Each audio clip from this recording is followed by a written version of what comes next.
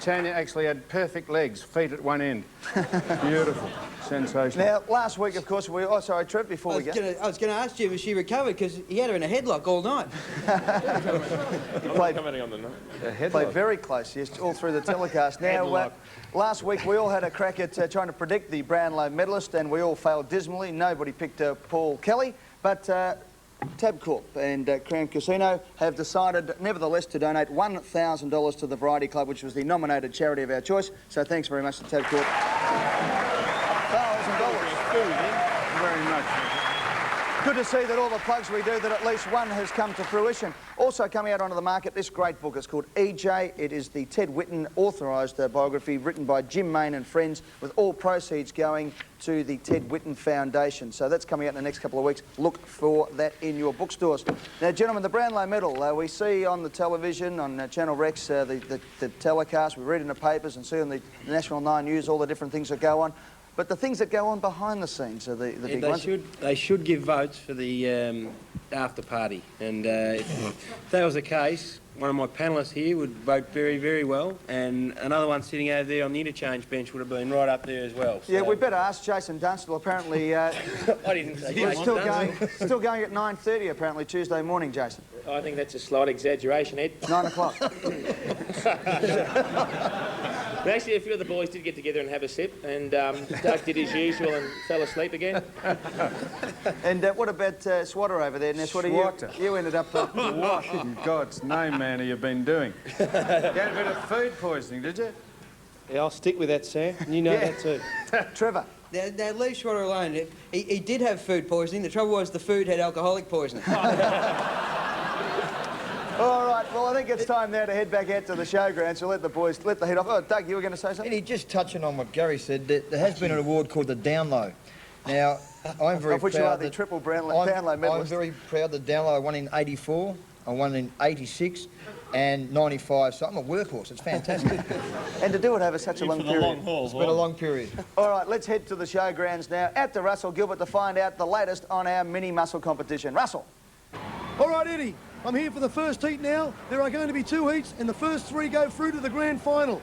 We've got Brian Martin up there, the race caller, who's going to call the race for us. So we're going to cross now to Brian Martin, who's going to tell us who's in the first heat. And who's going to win, we don't know. Over to Brian. OK, thanks, Russ. Yes, they're ready here. We've got 7 runners here from Fremantle's Spider Burton. Out of lane 2 from St Kilda, Austin Jones is the runner there. From Hawthorn, Mark Graham. Good luck to you, Mark. Stuart Anderson from North Melbourne, the North Melbourne side. Tyson Edwards from Adelaide. Brad Johnson from Footscray. And Mark McCurry from Essendon. They are the 7 runners. They'll be joined by 2 teammates when they get down and jump into the mini minors. And now the runners are about to go to their blocks. Get ready, gents. The 7 runners, they run 70 metres, then join their teammates. On your mark, get set, go, and away they go. And the St Kilda boy is Austin Jones. He's one of the best out. Austin Jones and Mark Graham coming through pretty quickly, and so Stuart Anderson. Here they come down for the change, and well back behind them is Mark Burton, Spider Burton. They're joined by their teammates now, and the minis are on their way. And the North Melbourne side are going pretty well here. Coming through, and it's Corey McKernan with Darren Crocker and Stuart Anderson. And here comes St Kilda coming through pretty quickly. David Sirakowski for St Kilda coming through, and St Kilda have gone through from North. And it looks like Adelaide have possibly got through for 3rd. A couple of stragglers here. Fremantle are just completing the course now. So let's have a look for the 3 place getters. The instant replay will come up and show us that St Kilda have finished at a great rate. Here's the St Kilda side coming through. David Sirakowski, Jamie Shanahan. They push through to beat North Melbourne. North Melbourne, Corey McKernan and Darren Crocker. 3 for 2nd, the 2 pushes there, and 3rd. Yes, getting through over on the inside. Yes, it is Essendon who get through for 3rd. Stephen Alessio and Joe Mercedes pushing hard to get up in 3rd placing. Back to you, Russ. Thanks, Brian. Now we'll look at the 2nd heat and we'll see which 3 teams get through to the final against Essendon, St Kilda and North Melbourne. Here we go. Back to you, Brian. OK, thanks, Russ. Yes, from Collingwood, Johnny Hassel. Adelaide, number 1 from Carlton, Ronnie DeLulio. Fitzroy, Chris Johnson. Richmond, Nathan Bauer. Simon Garlick from Sydney. Paul Hopgood from Melbourne. And Marcus Ashcroft down from the Brisbane Bears. They're the 7 for the 2nd semi-final. They're on their blocks. They're on their mark. They're ready. 2nd semi coming up. Set. go, and a good start. 2 away quickly is Delilio with Johnny Hasselin out very fast here for Sydney is Simon Garlick going through. Here's the changeover coming up now. They're met by their players at the back of the field there, and going through over on the inside is Collingwood. It's not much between a couple of them here, Richmond, Sydney and Fitzroy. Getting to the front is Sydney, pushing very hard to kick it there for Sydney. Sydney are just in front. Through they go, Sydney. Sydney have won. Fitzroy second, and it looks to be Melbourne third. And let's wait for the replay. Sydney have picked up plenty of momentum here to go through. Derek Kickett and Dale Lewis helping out Simon Garlick. Second in is for the Fitzroy side, Jared Malloy, David Paxman with Chris Johnson. We'll just check on third. It looks to be Melbourne. Yes, it's Melbourne. And Paul Hopgood, so it's St Kilda, North Melbourne, Essendon. Now joining Sydney, Fitzroy and the Melbourne to make up the big final. Thanks, Russ. Thanks, Brian. So you know who's in the final, so stay tuned a little bit later. The final will be happening for 5,000 smackaroos at the Crown Mini Muscle. Back to you in the studio. Tony Russell Gilbert and Brian Martin out at the Royal Melbourne Showgrounds on show day for the big Mini Muscle competition. Boys, it'd be a little bit sad to be in here and not pushing in there for $5 grand. $5 grand, well, Fitzroy finishing second here, that'd wipe off fraction of their debt, wouldn't it, really? Pay the Hawk for next year. That was very good. The boys done very well there, Eddie. And I reckon Derek Kickett will be starting to feel a pinch by now, because he had a very good night Monday night too. You said he was as full as a state school bus before. I said he had a very enjoyable night. He'd be feeling the pinch. What time did you get home, Doug, from the Brownlow festivities? I stayed at the Centre, Sam, and which is I didn't right ask you where you stayed. I said, what time did you get? We saw a rail there on the street talk. What time did you actually leave her, do you think? 3:30. 3:30 I was tightly tucked in bed. I was talking to him at 4, Eddie, for 45 minutes. You get much sense out of me, Gary? Oh, yeah, a lot. Well, it's good to see that Raylene did appear on the telly there, because that's the first time in a week that Doug has actually seen her. It's not true. Not true, Eddie. It's not true. All right, Hook, let's go to the break now with some of the highlights from Trevor Marmalade over at the bar. Some very popular desserts going around the AFL at the moment. There's the Adelaide turnover, and this is the Sam Newman tart. As you can see, it's not very well developed. Yeah, well, it was most bewildering for Ange, because he was streaming down the ground on his own. The crowd yelled, "Ball!" Is that our Keno girl, Nikki McCarthy, up in the box there? It is, and... She's waiting for the balls to drop. She's at the wrong end. Yeah, Harry, don't duck straight off, mate. You left your car keys over here, mate.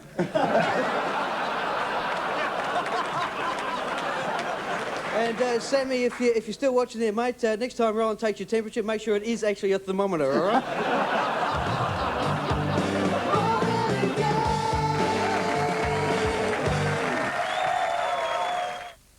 Need more energy in your day? Well, take the Sustain Energy Challenge. You could get energy like this if you start each day for 2 weeks with Kellogg's Sustain, the cereal developed by the Australian Institute of Sport. It's crunchy, fruity, delicious. But wait, there's more. If Kellogg's Sustain keeps the energy in Matt's day longer, Take the Sustain Energy Challenge and see what it does for you. Holden makes the only Australian car to provide the protection of an airbag for both the driver and front seat passenger. That's why there's nothing quite like a Holden. See you later. I'll see you. Brad, you've had a few, man, so maybe I should drive, huh? What do you reckon? I'm all right. Want a bit? No. Look, man, I'll drive. Here. Get in the car. You shouldn't be driving. It's okay. Hey, Joey. Come on. What's this? Hey, cut it out. Pull over now. Please.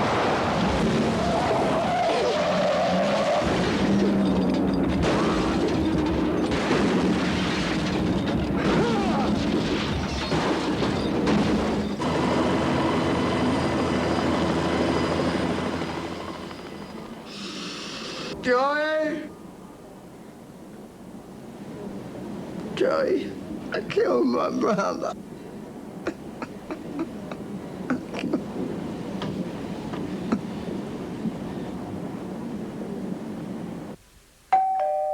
This is where we live. This is where we work. The family room. The marketing department. This is the conference room table. This is the finance department. The executive bathroom. The mail room. Administration, advertising, faxes, Windows files. Coffee. This is our Mac. This is our whole company.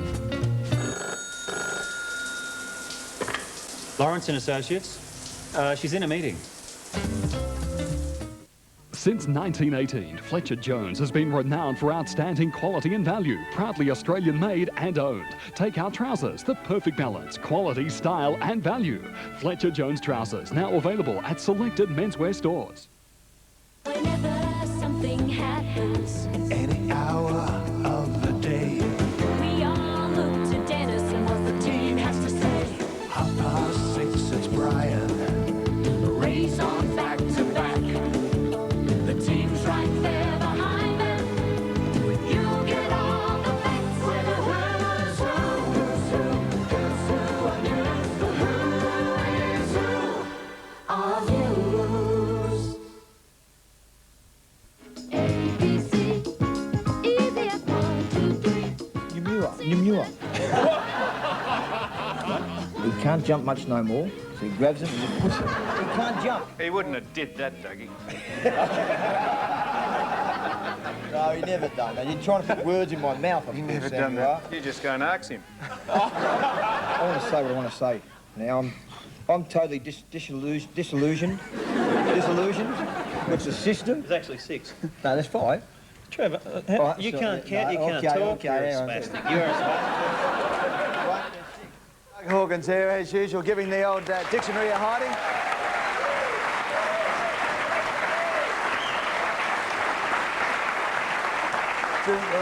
See that sign up in the crowd there, Doug? What was that sign? We get that sign up there again. Do you want to hold it up? What's it say?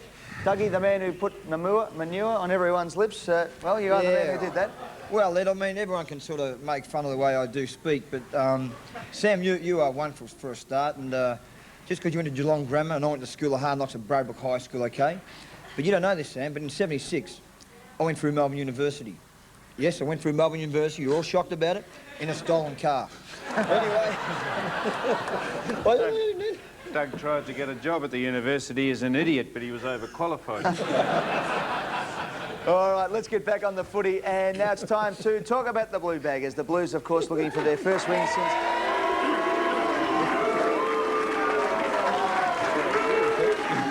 since 1987. If they do, they will become the most successful team in AFL history. I think I said they were the other week. Of course, they are equal with Essendon at the moment on 15 wins, looking for their 16th premiership. And we'll cross out now to Anne-Marie Sparkman, who's been great with us all year. Anne-Marie's out at Carlton with Andrew McKay. Anne-Marie. Hi, Ed. Well, as you could see, Billy and the Geelong boys, as usual, kicking back at Sleepy Hollow, relaxing. But Carlton, they're a professional team. And we've got one of the intellectuals here, strong Carlton defender, Andrew McKay, and he's studying to the last moment. This poor boy has actually got an exam on Monday. Now, Andrew, what happens if you win on Saturday? I think I might have to give the exam a miss. If the lecturer is actually watching tonight, I think he could probably pass that one aside, hopefully. And I've actually got two assignments due on Monday too, which is a bit of a So they'll be a bit late as well, so don't worry about those. Andrew, it would be a certainty that the university lecturer would be watching this show. There's no doubt about it. So highbrow. Exactly. I don't think they realise what football is. But, Now, Andrew's getting motivated here. He's got a couple of professional cat killers at home. He's got Doogie over here, beautiful black lab. Doogie, say hello. And Sam, what's the temperament been like at home with Andrew? It's actually been quite fun, but I'm sure on Friday night it'll be hell. Yeah? Now, Andrew, everyone's talked all year about what a great back line. Carlton's their big strength. Now, they tell me that, in fact, David Parkin revealed yesterday he gave you a set of instructions. You boys looked at it and threw it out. Is that right? I suppose that's pretty well the truth. We got together at the beginning of the year after a few trial games, and Parko's tried to tell us how to do the kick-outs and all that sort of thing, and they didn't seem to be working, so Deanie got the boys sat down, and much to David's pleasure in the end, we sort of worked out our own strategy, which has seemed to go all right this year. So he's obviously a bit more relaxed these days, Parko. I mean, you know, the old sort of vein sticking out of the neck. Does that still happen, or is he a bit more relaxed? It still happens every now and then. I mean, we nearly lost him one time last year against Footscray, so it's calmed down a bit since then, but pre-season... Tell me what happened in the Footscray game. We're only down by 3 points this is last year, and we must have been playing pretty badly, and he went absolutely off tap. And there was a moment there where we thought he wouldn't make it through the half-time break. He had to hold himself up. James Hurd. Andrew, James Hurd speaking. How you going? James, how are you? Not bad. The senior players, it might be their last chance, or one of their last chances to play in a premiership. Do they realise this, and has that been a discussion through the week that this could be their last chance and they have to really put in to win this game? Or Yeah, you seem to get that feel around the place, James. I mean, they're pretty keen to make it their last hurrah, really. I mean, I suppose a few of them have got a few years to go yet, hopefully, but no, they're pretty keen to do well, as are the younger guys with their first taste. Andrew, of course, Carlton, a magnificent preparation. We spoke about Geelong just moments ago, but to have a record 20 wins in the season, then get through relatively unscathed with 2 wins in the finals, plus the week off a fortnight ago, you're cherry ripe, aren't you? Ready to go? I think we're ready to go, Eddie, but I mean, Geelong are going to be pretty hard to beat. They've had a good run the last 6 weeks and beat a lot of teams by a fair margin, so yeah, it'll be tough, but hopefully we'll be able to pull it off. Andrew, Doug Hawkins. Andrew. Dougie. Andrew, how do you compare your first year to your second year in performance-wise, yourself personally? First year was reasonably solid, Dougie. Then my second year was last year, of course. You realise that, Doug? Third year, I meant to say, yes. Very good, Dougie. Yes. And so what was the question? Was it my second, third or first, Dougie? Make it your third year now. No, I had a good start to the season, then it was reasonably steady, and then I'm starting to find the ball a bit again now, so I can't complain. Now, Andrew, what actually are you studying, mate? Agricultural science, Sam, with the aim to get into veterinary, but that seems to be a bit far away at the moment. You should be down at Geelong doing that course. Yeah, you'll be able to examine the dog if you pass. Now, I thought you might have been a doctor, because you wouldn't surely be telling me, Andrew, that Fraser Brown is going to be fit, having nearly broken his ankle last week. Well, he trained tonight, so I know that. anything's possible. All right. What is the scoop? What is the real story? No, I don't even know. We've got 25 in the squad, and we'll see how he comes up. If he comes up all right, I'm sure he'll play, but if it comes up too sore, we might have to look for someone else. Okay, well, Andrew, let's have a look at the side that has been selected for Carlton. And in the side is Fraser Brown. Also in is Camporelli. Out at the moment is Bond. Let's look at the Carlton lineup now from the back line. Whitehead, Silvani, Sexton, Christou, Dean, McKay, Camporelli, Bradley, Hanna, Clappe, Sporting, Koutafidis, Pearce, Kernahan and Brown. Brown in the pocket there, who left training tonight 10 minutes before the rest of the team. He seemed to go through his paces all right, although I did notice when he kicked once with his left foot, it looked like he was shot when he landed on the ground. He didn't look that flash, although most people are saying that he's done everything possible to get through training tonight and get into the side. The rucks, Madden, Ratton and Williams. The interchange, Hogg, Manton and Rice. The emergencies are Allen, Bond and Heaver. As I said, Camporelli comes in after minor back problems which resulted in pain in his hamstrings, but Brown will still have to pass the fitness test tomorrow. And may we say, Andrew, it must be inspirational for the other boys to see Fraser Brown on the track tonight, seeing as he's been in the decompression chamber, running along the beach, doing everything possible, painkillers tonight before training, to get himself right for the game. Yeah, that's right, Eddie. He's done everything possible, so hopefully we'll be there on Saturday. We might just cross down to Billy Brownless again. Billy, if Fraser Brown does play the Geelong boys, no one would kick him in the ankle, would they? No, certainly not, mate. But, yeah, it'd be interesting to see if he plays or not. Sorry, I was supposed to look down the barrel there, mate. But, yeah, it'll be interesting to see if he comes up, because obviously it was he sprained it pretty badly, so... Here's another wink, Billy. What? Billy, Give us another wink. Fourth time lucky, Billy. You think you're a good chance this week? What have you done differently this year than the other 3 times you played in the grand final? Are you more relaxed, or what are you doing differently? Been in the decompression chamber. Well, yeah, decompression chamber, I suppose, but really... How do you spell that, Bill? How do you what? Spell it. Oh, I don't know, mate. Shut up, Eddie. We're just trying to take it status quo. Just take it as normal. Nothing different.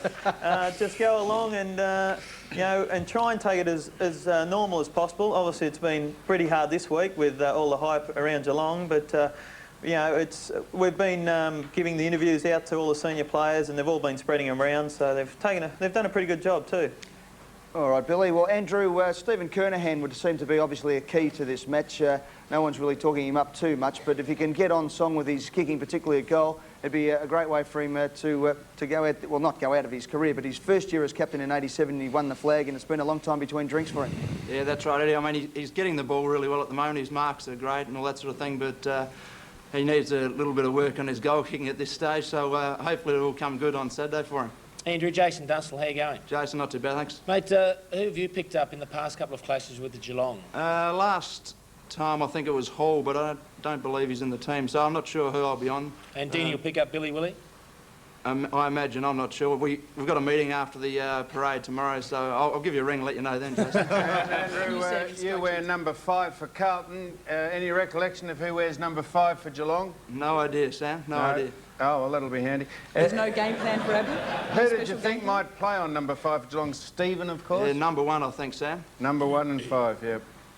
Anyway, Andrew, Doug Hawkins, mate. Dougie. All the best on Saturday in your 3rd year of football. Thanks, mate. And just before we go, Billy, we better send this down to you, actually, mate, because we've actually got your jumper here, which has been sent in. And the Geelong boys last week, Sam was plugging some mate from Puma. No, it's not a Cool Max jumper from Puma. We got into awful trouble. We only just mentioned that it could have been, but Geelong have rung up and they've gone berserk. Graham Johnson, the bloke down there, and the marketing bloke, Jono's a lovely bloke, he said it's a Burley Seacombe jumper, and they're sponsored by Adidas. No, we never said that they weren't sponsored by Adidas. We're just saying that Puma make Cool Max, and they could be sponsoring anyone because they're very, very good jumpers. No, we weren't saying Burley Seacombe weren't good. Trevor. That's actually the Burley Cross Your Heart jumper. Oh, right, OK. Well, that should give them a lift for Saturday's big game. So let's go to the break now. And before we do, we've got the all-singing, all-dancing footy show to go. We've got a few boys out in the green room going through their paces. More after this. Come on, guys, get it together. 1, 2, 3, 4, 5, 6.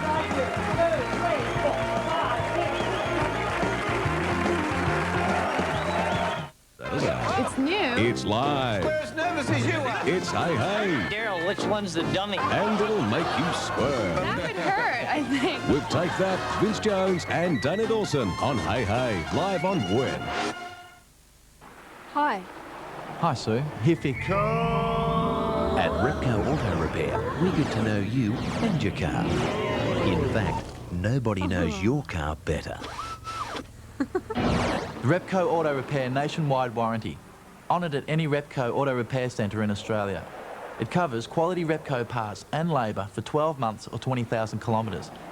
You can't do better than that. Repco Auto Repair. Nobody knows your car better.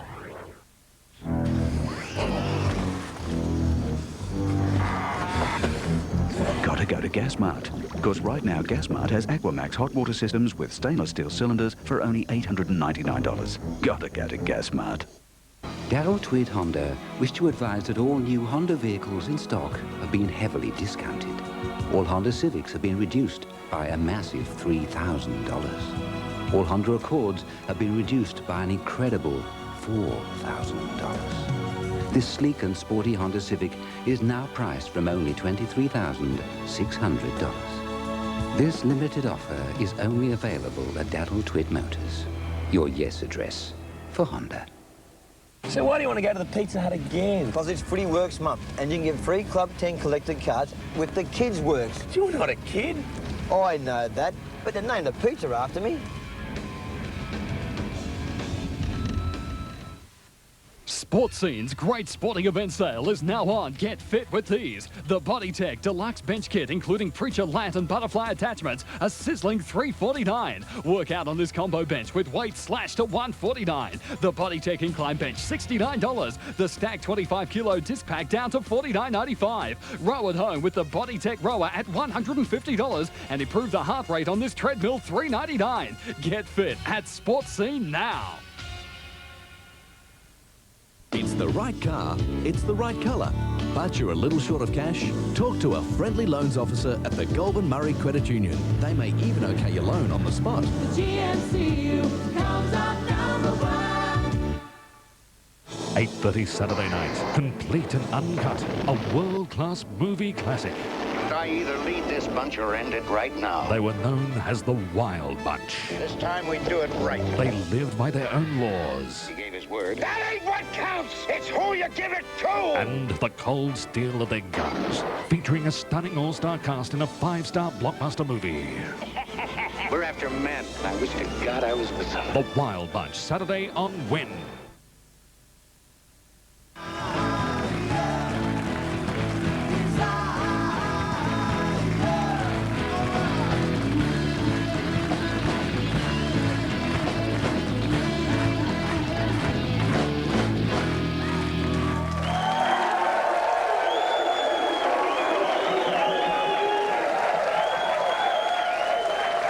by video, and we'll be going back to trial by video for another one of their big hits a little bit later in the show. So too the Footy Show dancers. But what we need to do now is cross out to the showgrounds to see what sort of desire these teams in the final of the mini muscle have. Let's go to Russell Gilbert. Russell, before we do, have you been on any rides out at the show today? No, I haven't been on any rides at all, Eddie. I've actually stood under the zipper for about 20 minutes and collected money that fell out of people's pockets.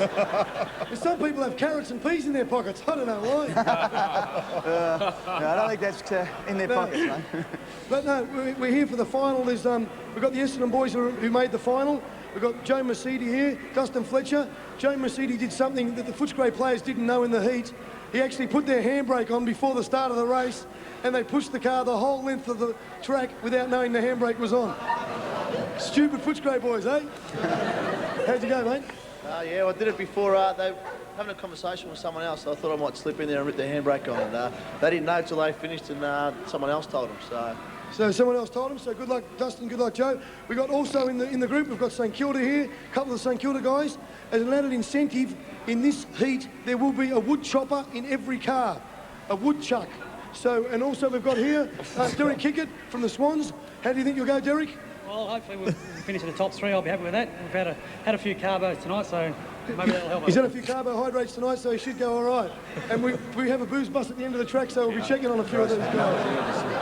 Okay, we've got the Fitzroy boys here. How do the Fitzroy boys reckon you'll go? Yeah, we'll win. You'll win? Russell? Yes? Doug Hawkins, Russell. Hey, Dougie. Russ, what odds the Fitzroy boys? What odds? They're doing it for the coach. What's the win? You idiot, Russell. Okay, also, here we've got the Demons. Demons here. How do you think you'll go? Yeah, all right. I wouldn't like to be on the Demons. And there is a little bit of a different thing. It's a little bit harder this heat because the equestrian was on before and there are some added speed humps on the track. It will pay if you're wearing stops. And we also got the North Melbourne boys for Trevi. Good luck here, Trev. How do you think you'll go? No, we'll do all right. We'll kill it. They'll kill it. Good luck. And also we have Gary Stewart, one of the wood choppers. None of the O'Toole brothers are here. Just Gary Stewart, who represented Australia. I knew he was a wood chopper because you could tell he's got split ends. How do you think you'll go, Gary? We'll be there. We'll be there. You'll just be sitting in there like a log. Okay, so we're actually going to start up here now. We're going to throw to Brian Martin for the final heat. Brian Martin's going to call the race. $5,000 to the winner. Let's go to Brian Martin right now to call the race. Good on you, thanks, Russ. Yes, they're getting ready now. Let's have a look at the runners. From the North Melbourne side, on the inside lane here is Stuart Anderson from Melbourne. In lane 2 is Paul Hopgood. From Fitzroy, Chris Johnson. From Sydney, in lane 4 is Simon Garlick. In lane 5 from St Kilda, Aussie Jones, Austin Jones. In lane 6 here from Essendon is Mark McCurry. We are going for 5,000, boys. Get ready. The 6 runners, they'll be joined by their teammates at the end. That's where they'll jump into the mini minors. Gentlemen, don't start your engines. Get ready. Get set. Go! Away they go now, and over the inside, Stuart Anderson and Paul Hopgood began quickly. Coming through for the Swans now with a good run here is Simon Garlick. They change over. There's the change over now, and away quickly is North Melbourne coming through quickly. Sydney Fitzroy followed by Essendon. Over on the inside, Edison, North Melbourne just in front. Harbour out wide here, finishing quickly, St Kilda and Essendon. Essendon and St Kilda, Essendon, they go to the line. The Saints, I think the Saints may have got up from Essendon, and down the outside, North Melbourne possibly third. Looks like the Saints. Let's have a look at the slow-mo. Wait for the slow-mo finish. St Kilda a car 5, car 6 is Essendon. And getting home over on the inside is North Melbourne. Down to the line, yes, they've got in. Car 5, St Kilda. St Kilda have got in from Essendon, and third in is North Melbourne. So, St Kilda, the team there is Aussie Jones, the runner. David Sirakowski and Jamie Shanahan, the 2 pushers. So we're heading over now to Russell, who's over there in the presentation area. $5,000 going the way of the Saints. You there, Russ? Yeah, I'm here. I'm actually here. How do you feel after that, boys? Rooted. He said not very good. So how do you feel? Sensational effort by the boys. Okay. Oh, shut up. I've got a cheque here for $5,000 to present to the boys. I hope you've got a good bank book. Put that in there. $5,000 to the boys. Congratulations. I'll just let you get back to the studio. How do you feel again? Sensational. $5,000. Okay, Russ, I think we'll leave you there, mate, before you get besieged there. What did you think of that as a race? I'd just like to know if the 5,000's going in their kick or into the Players' Fund. Into the Players' Fund, it is, for the end-of-season trip. What's 3 in the 5,000, Eddie? Yeah. 3 in the 5... 16, 60, 60. Oh, 16. And 66, and someone gets an extra $2. I just want to know how Joe Masudi was driving, because he's lost his licence, I'm pretty sure. Sorry. Yeah, speeding, of course. That'd be No, he just can't find it. Oh, that's right. Oh, you've given him up. Can you give up a team? No, he just put it in the jeans and the washing machine, spun it around and can't find it. All right, boys, we'll leave it there, and we'll go to the break with some of the best of Sam Newman and Street Talk. It had to be you. Can you believe this? I have been accused of being sexist. Now, you couldn't believe that, could you? No, no way. What do you reckon? Can you believe that? I watch the Footy Show every Thursday night and I believe it. Is that right? Well, look, thank you very much for speaking us. What a magnificent breast you've got too, madam. You've got a bit of a swagger up there. Did you used to be on the stage as a hoofer? No, not as a hoofer, actually, no. I'll tell you one thing, madam. If you'd been on the stage, there was never any danger that you would have fallen on your face. And what are you? We do fingernails. We do fingernails. You Really were good. going to say hand jobs, weren't you? I was. It's a good job I'm not a hairdresser, isn't it? Sam, you've broken the rank, mate. You're not ready to go yet. Doesn't matter. Nothing's happening, doesn't matter. I actually thought I'd be better at this than I am. Now go on, say pith helmet. Piss hell. Now, where are you from? My mother. I wouldn't say that, really. What's the worst thing a woman's ever said to you out here? No. Well, you've got to go out, look at the ball, come back and signal to the central umpire. Sammy Newman, you get sillier every day.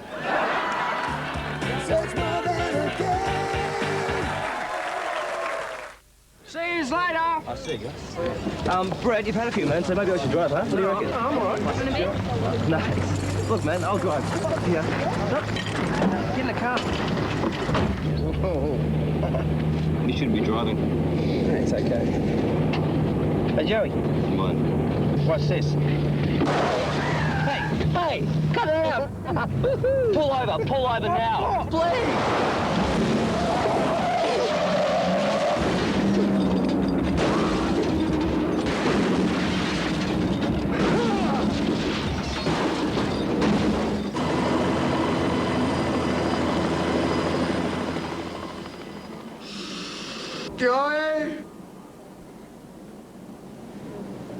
Joey, I killed my brother.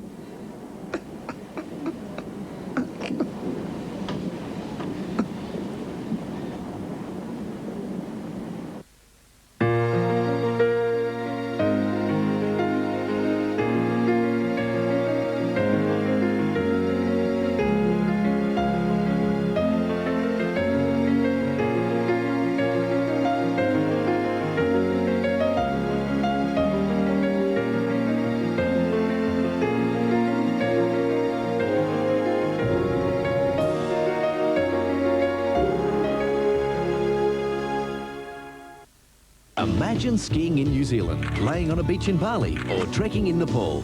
Talk to a friendly loans officer at the Goulburn Murray Credit Union. Then call your travel agent. The GMC comes up number one. Whether I'm doing over 480 kilometres an hour on the track or out here in the jungle, the thing that's always on my mind is safety. With life-saving features like driver's airbag, twin-side intrusion bars and a rigid safety cage, Barina has more safety features than you'd expect from any car in its class. And it could all be yours from your Holden King dealer for just $13,770. I love it. See your Holden King dealer today.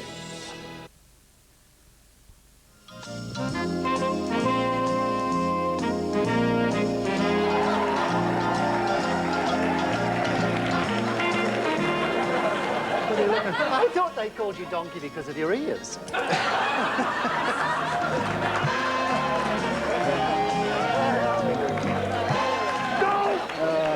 That'll be all, Roland. Thanks. We'll have to rock him to break the suction. Welcome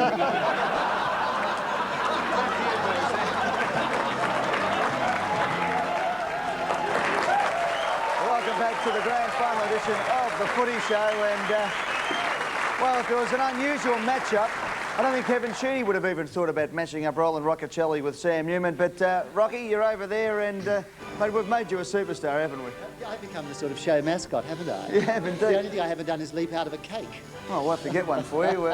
Now, Sam, your reputation as a man about town has been severely dented. Well, I've become a very big man about town with Roland, and a lot of the people he associates with Roland. Took us, well, I think a month, conservatively speaking, to get you out of my house. The time you came around there, actually got under the quilt with me. Now, Sam, you didn't want me to go. That's the real truth. Shocking, isn't Actually, after I'd been on the show, there were all those phone calls to the radio station in Perth because they were very concerned. There was 2 days of talkback, and they were most concerned. And women were ringing in and saying, we didn't know Sam was gay. And I said, they only had to ask me. I would have told them. It's going, well, steady down, Roland, all right? Don't overdo it, son, or I'll come over there and knock you out, all right?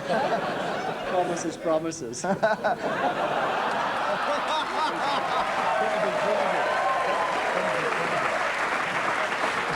Actually, Roland was pulled up on the southeastern... No, this is better. He's pulled up on the southeastern freeway by the police. He was wearing a mauve shirt, a maize shirt, and a purple cap, and the copper said, pull over, and Roland said, well, I haven't been speeding. He said, I know. He said, I just wanted to stop and hear you talk. And you're actually, you've kicked right on, Roland, to be honest, haven't you? Thank you, Sam. Hey? Thank you, Sam. Going well, isn't it?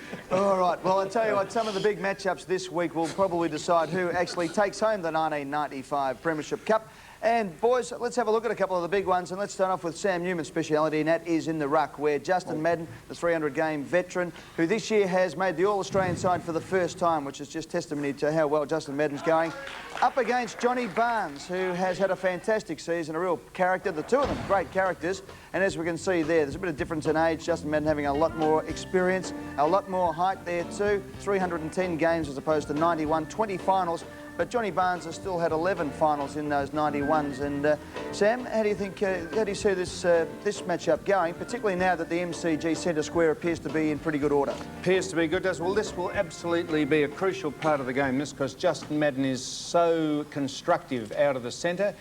And John Barnes, if you're watching this, I want you to take this into account.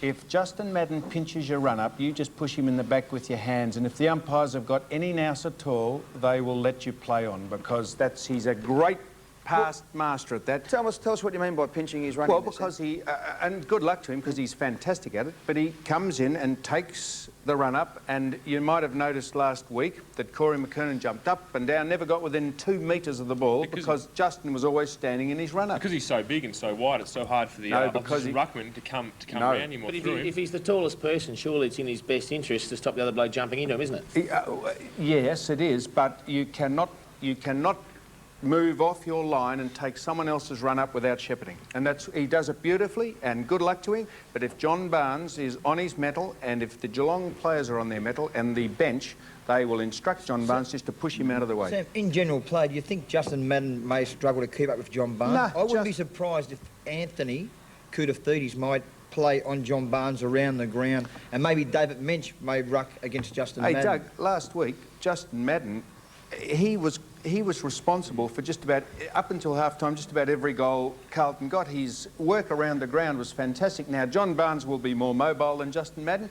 Justin Madden will be better in the centre if given the opportunity, but they have both been absolutely marvellous players for their respective sides this year. OK, let's look at the other key matchup, and of course for Geelong fans, they're hoping that Gary Ablett can turn it on. He kicked 4 goals, 5 last time they met, and that was when Geelong were beaten by 3 points. He'll be up against Stephen Silvani, who's been in tremendous form. Fixed up Wayne Carey last week, although Wayne Carey, he was a bit hardly done by the ball not coming to him very well, but Stephen Silvani has been in fantastic form all year. The All-Australian full-back versus the All-Australian full-forward. What a great matchup. Sauce 28, Gary Ablett turning 34 on Sunday. Has an advantage in the height department there in the games. Both very experienced campaigners. Sauce, a premiership player. Gary Ablett, of course, in all the grand finals in recent times. 15 finals versus 14. Jason, you play at full forward. How does this one match up? Well, I mean, it's obviously a lot of people are talking about it, and it's going to be a big battle. I don't think Gary's going to break clear and kick 10 or anything silly like that, because Sauce will be sticking pretty close to him. But I still think the result of this battle depends on the one we just spoke about. I think if Madden gives Carlton first use of the ball, it takes a lot of pressure off blokes like Sauce, and he doesn't have to worry about the ball coming down quickly out of the middle. Now, Craig Kelly's over there on the bench. Now, Ned, you were quite controversial in the way you handled Gary Ablett with the pinchy and all the rest of it. Is that the way to go about it, though? Because Collingwood beat Geelong on that occasion. Would you be advocating a more physical style of play on Gary Ablett, or a close checking play? How would you approach the game? Well, I don't think you can give Gary too much room, because he's so mobile, he can still jump over the top of you. So I'd certainly be trying to upset him any way I could, Jason. That'd be the best idea, wouldn't it? Well, I have no problems with that, but I mean, you've got to realise that Sauce probably isn't that type of player. He's got a little bit more skill than you. He can actually get the ball. I guess you've got to play with your strengths, Ned, and that's clubbing blokes and jumping into the back of them and doing whatever you can. Silvani's main strength is his ability to get an arm in, no matter what, no matter how far away he seems to make up the last yard or two. Reach, very quickly, if he's a couple of metres behind you, he just seems to get there, and is very strong and has that reach, as you said, Jason. Just imagine being a Carlton halfback flanker and the ball goes over your head, and you've got the great man just coming at 100 mile an hour. The last dipper in 1989. It'd be a nightmare. He's done it a couple of times again this year, hasn't he? He wouldn't have come out quicker than Schwatter did when he hit Peter Dean last week. So, great bump. Schwatter, what did you think, seeing as you're the longest remaining player in the finals this year of the assembled gathering here? What did you think about Gary Ablett and Steve Silvani before we ask Roland's opinion? Mine? Yes, yours, Schwatter. Couldn't care less. It's been a huge week for you, hasn't it, mate? Trevor, by the way. Yeah, well, the trouble is that Schwatter spent all week in a depression chamber. Let's look at another of the big matchups, and it's the battle of the Brownlow medalists. Greg Williams in the centre versus Paul Couch. Couch has been named on a half-forward flank, and, well, it's been interesting right here. Pickering has also been playing in the centre, but these two will probably match up on each other. 31 years of age each, only 4 centimetres in the height. Doesn't make much difference there. Almost identical in the number of games. They're over 200 games each. And finals experience, well, Greg Williams hasn't played in a winning grand final team. Paul Couch hasn't either. One's won 2, Brownlow's one has won 1. They've both had pretty good years, although Couchy has been in fantastic form. Yeah, I think, Eddie, just on that, I've got a strange feeling that Greg Williams may play on a half-forward flank and maybe forward pocket a lot of times, and I think that Craig Bradley may be the guy who plays in the centre on maybe Liam Pickering. So it could be always ifs and buts about that sort of matchup. And Swatter, you've played on these guys a couple of times during the year on the half-forward flank or in the centre of the ground. How are they going, these two? Come on, Schwatter. Say something for the evening. Thanks, Steve. On a serious note, I agree with Dougie. I think that Williams will probably play half-forward flank, changing with somebody on the ball, but I think that Couchy's played fantastically all year, and Carlton will certainly have to assign someone to run with him and try and cut him out of the game. Sam, what do you think? Roland. Last year, before we go to Roland for his comments... From the other point of view. Leave me alone. Go on. Sam, I mean, just have a look at these, would you? What are they? He's got his drinking shoes on. They're fantastic. We're going out with him later on, me and Stossett. Can't wait.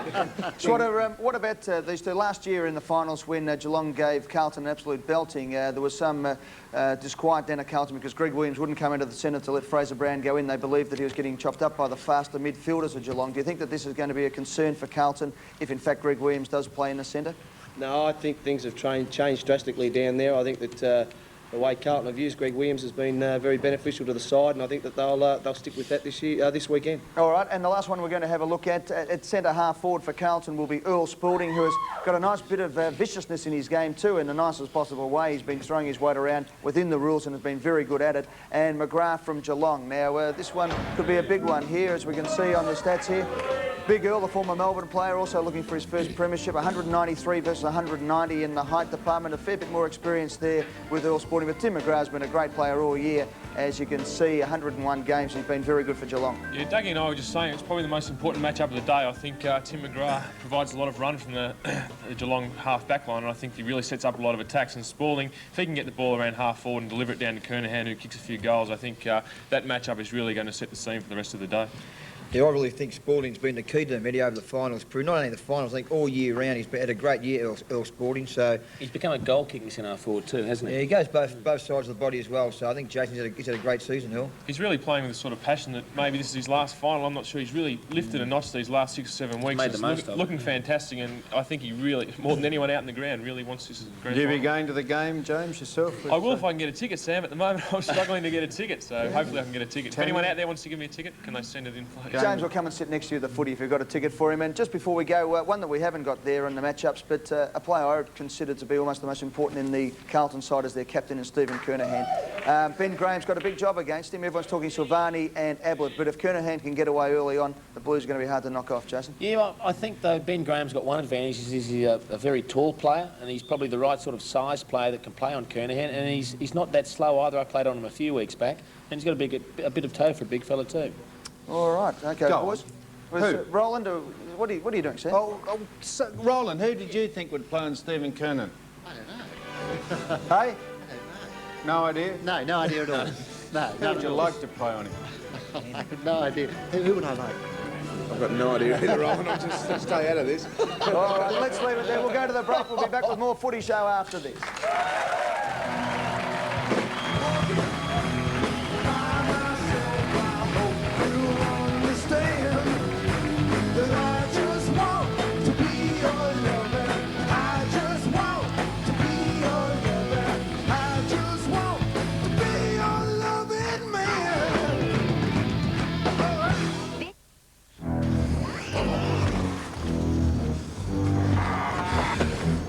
Gotta go to Gasmart. Because right now Gasmart has Aquamax hot water systems with stainless steel cylinders for only $899. Gotta go to Gasmart.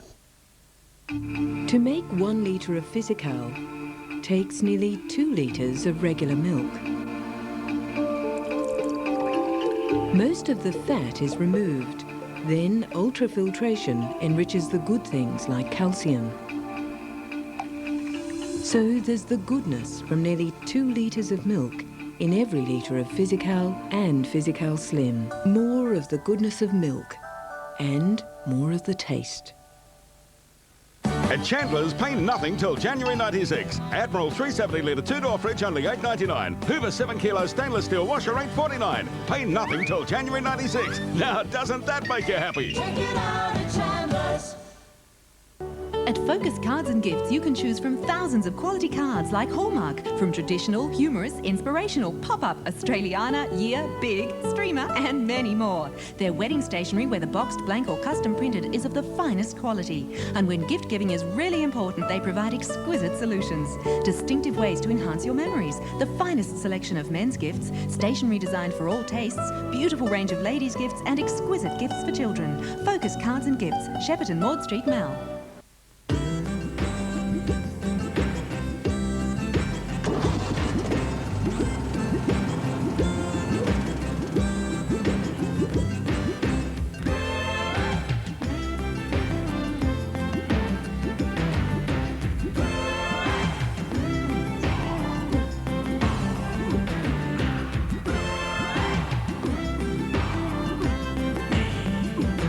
Rover, great start, great finish. So why do you want to go to the Pizza Hut again? Because it's Footy Works month, and you can get free Club 10 collected cards with the Kids Works. You're not a kid. I know that, but they named the pizza after me. Darryl Tweed Honda wish to advise that all new Honda vehicles in stock have been heavily discounted. All Honda Civics have been reduced by a massive $3,000.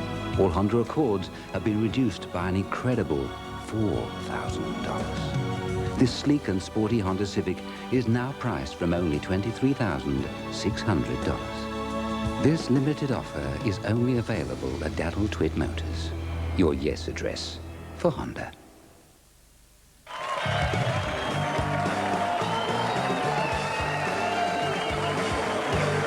Welcome back to the Footy Show. Let's pick up the tempo one more time and cross for the final time for 1995 to Trevor Marmalade for the grand final edition of Footy Triathlon. It's going to be a big one. We've got it to three-way. It's a little bit tough, this one, because we've got the three-way playoff between two people, if you know what I mean. But, Trevor, you explain it for me.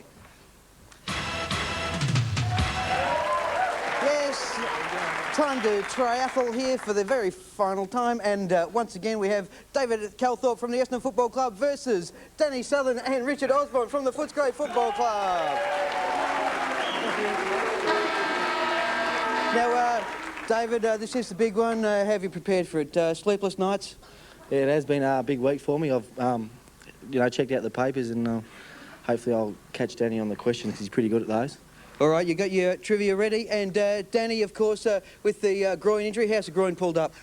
Not too bad, Trev, mate. It's coming on good. And because, of course, the implant surgery still is experimental these days, isn't it? Yeah, it's amazing what they can do, mate. All right, and Tricky Dicky now is going to take your posse here once again for the physical side of the challenge. So, Danny, off to the quiz podium, and Richard is going to go into the goals. David Calthorpe, 5 shots at the soccer target, then 5 kicks at the Sam Newman mouth target. We have 40 seconds on the clock, and Roscoe rolls them in. As he pops one straight through. Through the legs there. And for a score, I don't think that one went in. Did that go in? We'll have to check that. A score of 4. They're saying 4. They're saying that one did get in. Lining up very deliberately here. Calthorpe, former championship player at Essendon, naturally. Still on a score of 4. A little bit tentative there. I don't think that one counts. And for the final one, pops it through. All right. Richard Osborne comes in. 40 seconds on the clock for Richard. Time up now, score of 5 to beat. As he slots the first one into the top corner, back to the net. Second one almost takes his head off.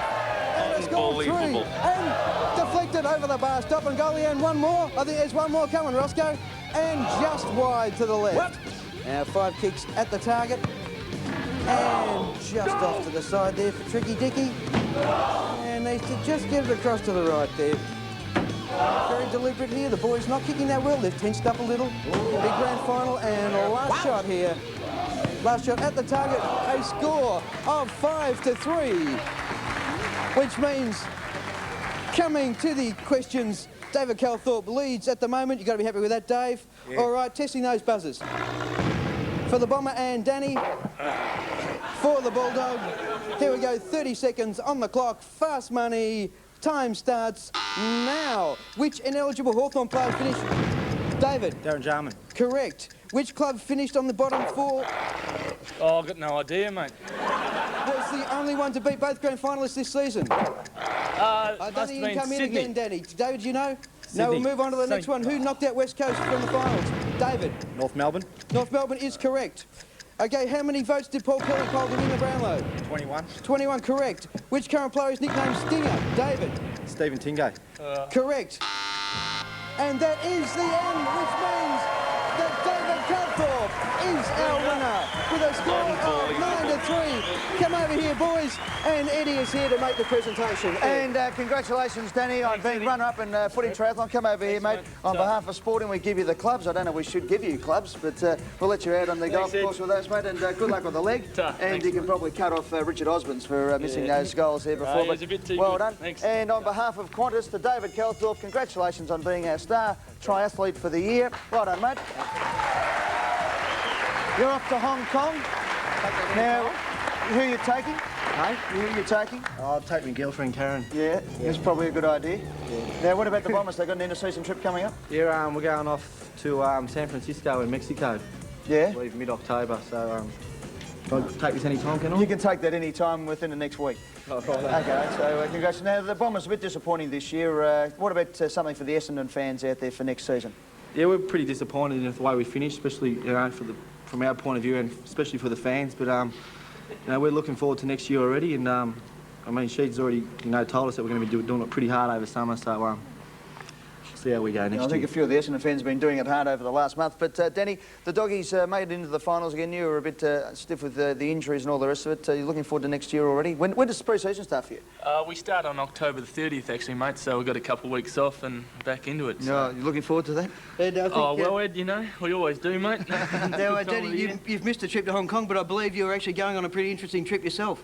Yeah, actually, I'm taking off in about a week's time. I'm actually going over to Africa, so So, yeah, I might not come back this time, I mate. heard you were going year. there to, you're going to be hanging out with the pygmies over there. Is that Yeah, right? yeah, I'm going to go and trek through the jungle and catch up with some pygmies for a while, so see how it goes, mate. Well, good luck See if I in, come back. Good luck in Pygmalion, mate. Yeah, thanks. Why are you going to Africa for the pygmies? Oh, Mum lives there, and it's just something I've always wanted to do, see the pygmies, so... Where does your mum live? Kenya. She Oh, lives, yeah. What's she doing in Kenya? Oh, come on, Ed. Does anyone else want to know why his mum?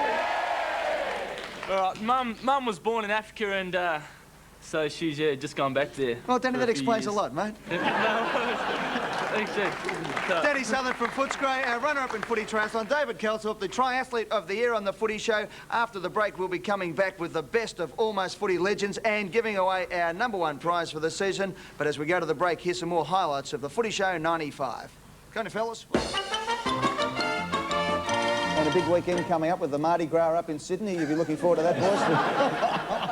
We're just actually working what sort of outfits we're going to wear this weekend. You might have to change your nickname, though, Tony, Yeah, I think. I'm going to go as Arnie.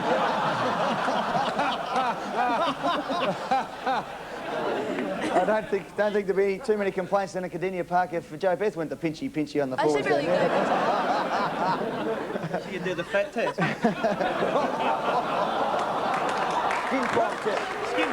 Skin fold, I think you meant to say. Jan, they got betrothed. I was at the actual function. Yeah, fair enough. All right, well, good to see Mike here tonight. And good to see Mike still got his wife after Sam was there at the wedding. And...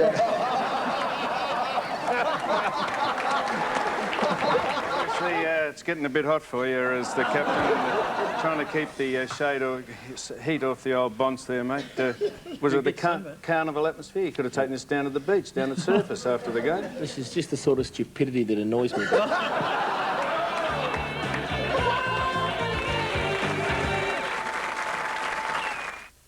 Did you know the eye can see over 500,000 colours? And they're all in here. The Bristol computer contains just about every colour on everybody else's colour cards. How about this? Take any sample you can think of, mail it, and the Bristol True Colour system can match it. There you go, Shell. Gumboot blue. There's no question, Bristol are the true colour experts. Bristol, the professional way to do it yourself.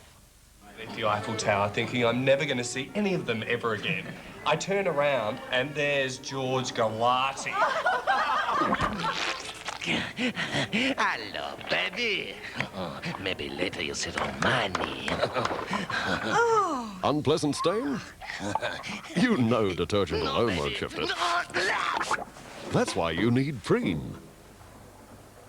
Preen, the great unstainer. Take me where the rivers run free. Take me to the lucky country. Take me where the sun still shines. Take me where the smile's just fine. Take me where the club's #1 and the place for lots of fun. Barron's the heart of the mighty Murray. Barron's where I wanna be. Take me to the river one more time. Barham Services Club. Take me to the river. Roll into Riverina Ford this week. They're rolling out top cars at rock-bottom prices. Check these out. 93 Ford Courier 4x2 Crew Cab saves $7,500 on new price. Ours a low $23,950. Or this 95 Range Rover SE 4-litre T-Bar with low kilometres, $87,750. And roll away in this 92 Bellina sedan with 3.6 T-Bar Auto, air and cruise control, $23,950. For these top deals and a whole lot more, see Riverina Ford, Finley. 8:30 Friday. We're glad you're here. A big-time doctor. I'm in the Twilight Zone. In small-town USA. Hey, Doc! Michael J. Fox leads an all-star cast. You can blink now. Doc Hollywood, 8:30 Friday on Win.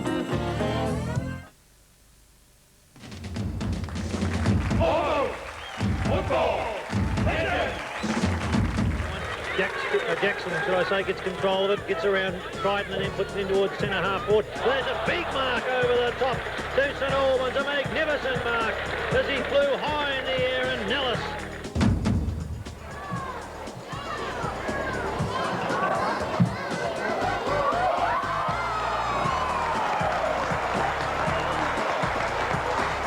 Yeah, hard to decide with these marks. They're all pretty good. Number 8 here, Andrew Wilson. from Old Paradians. Good kick. And gets up high. Very nicely done. Of course, we've split our Legends prize into two. This is for the minor prize. Number 7 here we see Brad Mawson is our player in question. And pretty fair leap too. Put on the shoulders of his opposition.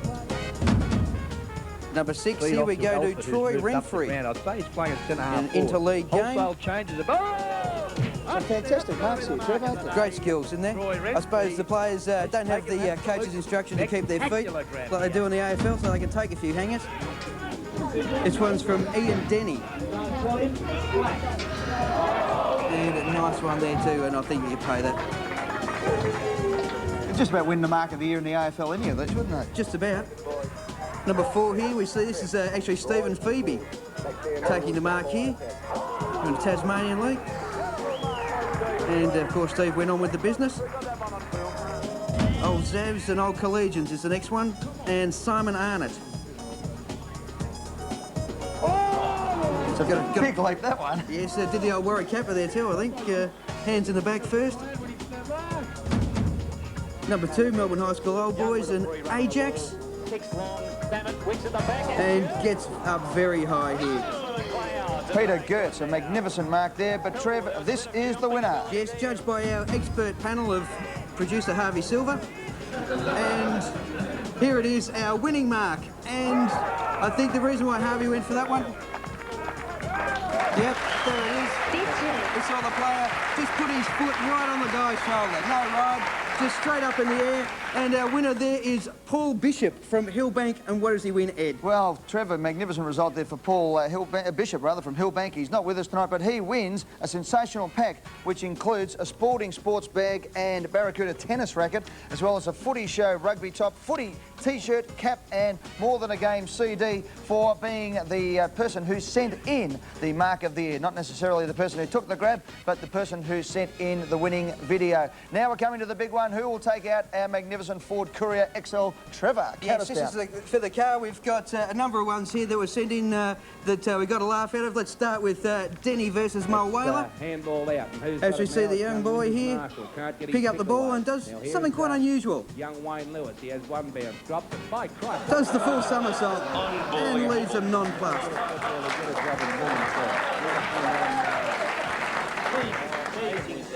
Now we see the Ararat player here being treated and collects the ball beautifully. And gets the handball off to the opposition. The umpire here getting into the picture and very nicely done. And oh, that would hurt. Great combination, this one. Yes, this is the 1-2-3. We see the fella here take the one-hander, come through, clean up number 2 with the elbow, then pops it through, and as the umpire pulls things up, no, it's all clear. Thank you very much. As we watch the bloke go for a bit of a run here, and flat on the scone. Beautiful skills. Obviously a social match there with the runners on. Beautiful dash here, isn't it? It's a great dash and plenty of opportunity to get the handball away, one might notice. As the player comes up, he's looking a bit like Gabbo, except he doesn't finish it like Gabbo. He's missed. You idiot. And what about the number 43 there? Now this is the way you want to start a grand final, isn't it? This is the way to burst through the banner, Ed. And there we go. It's not a good omen. You don't like to see that at the start of the game, do you? From the ranks of the AFL, Jason Crowell in the under-19s for Collingwood here. Yes, it's one of those classics, George of the Jungle. Oh, there it is. And bounces off the goal post. Now this one, the bloke showed plenty of cheek here, Trev.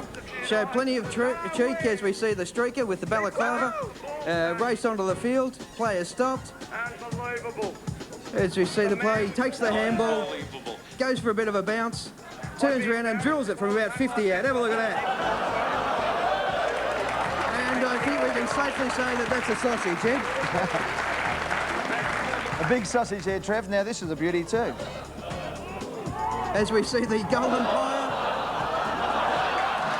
go down like an absolute sackful. Have a look at that. Gorgeous stuff.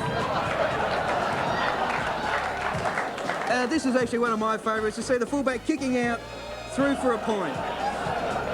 That is absolutely disgraceful. Have a look at that, through for a point. Now we see Waiai versus Blighty. A great moment in grand final history, this one. A great moment in grand final history. The siren's gone here. The players all think they've won. They've gone very happy there, the boys in the orange. The boys from Blighty in the orange there, they think they've won, but they don't realise the free kick's been paid down the field. And we're about to pan across and see the Waiai player take the kick. The other thing, of course, Trev, is they didn't realise that the umpire had paid a 50-metre penalty here. As we see, still scenes of great jubilation as they've had the flag won for 25 seconds now. Hang on a second. They've twigged something's up, a few blokes leaving. As we see, confusion reigns as Cleland comes in from the 50 and bangs it through with the torp. Thank you very much. And Waiai take out the grand final by a point. But scenes of jubilation here. The agony and the ecstasy. Now, Trev, obviously it would take an absolute ripper to become... But this is it. The legend of the year. This is when we got a lot of talk about this one. Dougie Enser, the Noble Park player who once kicked 60 goals in a game. He's in the Guinness Book of Records. Now, we better set this up because Noble Park versus the Mongrels, scores are tied as Doug has taken the beautiful mark. As Trevor said, he's kicked 60 goals before in a game. Have a look at that goose. It looks painted on, doesn't it, Ed? Look at those stripes. You'd put the house on Doug, wouldn't you? Doug, he's kicked 60. He's in the Guinness Book of Records. This is a soda for him as he lines up to win the game after the siren. Hartley deliberates, in he comes, and what an absolute disgrace. That's a shocker, Dougie. And I think a great choice there. And our winner from Noble Park is Stephen Clancy, who I believe is in the audience tonight. Yes, Stephen's with us. Come on, Steve, come down. Go there, mate. Steve Clancy, come on down.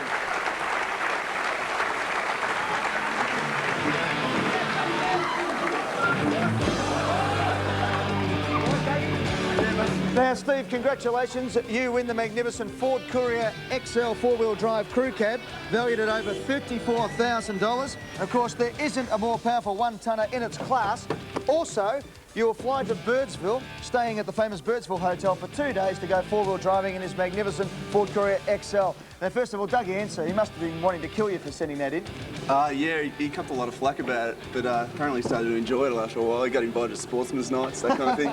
So. Well, I think Dougie kicked 60 goals one week, then kicked 40 the week after, and then was dropped. Is that true? Apparently he kicked 60, 40, and then just been celebrating ever since. Is that right? All right, Steve. It didn't show anyway, did it, with Doug? He's in a picture of fitness, but what are you going to do? Is Doug going to get maybe a ride in the back or something like that? Yeah, he deserves a ride in the back at least, yeah. Well, mate, jump on in and take a look at it. This is your new vehicle, the Ford Courier. Very well done. It's brilliant. Stephen Clancy from Noble Park is the winner of 1995's Almost Footy Legend. As Steve gets in with Craig Kelly and Doug Hawkins to drive away, we'll go to the break. We'll be back with the all-singing, all-dancing footy show after this.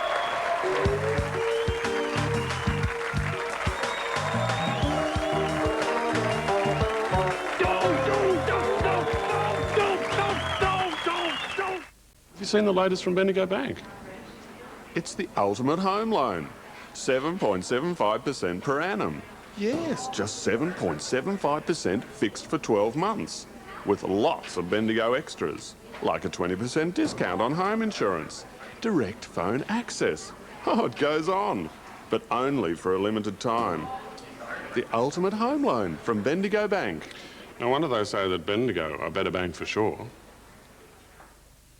Vroom, vroom, vroom, vroom, vroom, vroom. What's up with Ken? He's trying to work out what to do with 160 new Hyundais. What, where to park them? No, how to sell them by the end of this year. He's going to be up to his own Hyundais in Hyundais. Every day he must sell a Hyundai. He looks desperate. Ken's giving away a brand new Hyundai XL worth $15.5 grand. Ken's crazy. Anyone who buys a car in 1995, new or used, is going to have the chance to win a new Hyundai. What, worth $15.5 grand? Plus, he's just about giving away the whole Hyundai range.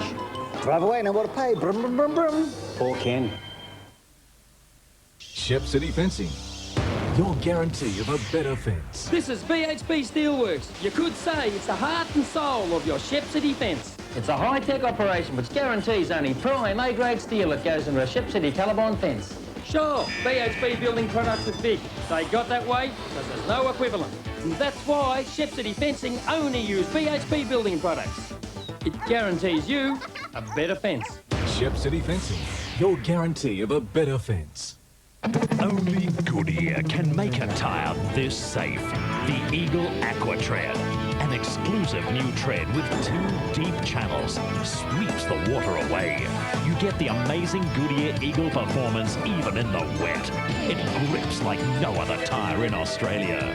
Only Goodyear, the leader in tyre technology, can make the Eagle Aqua Tread. If it only saves you once a year, it's a Goodyear at these dealers now. On a current affair, Our one man's mission It's not just a literacy program. has enriched thousands of lives, giving kids the means to learn I was getting D's now right up in the A's and B's. and the elderly a reason to live. Quite beautiful.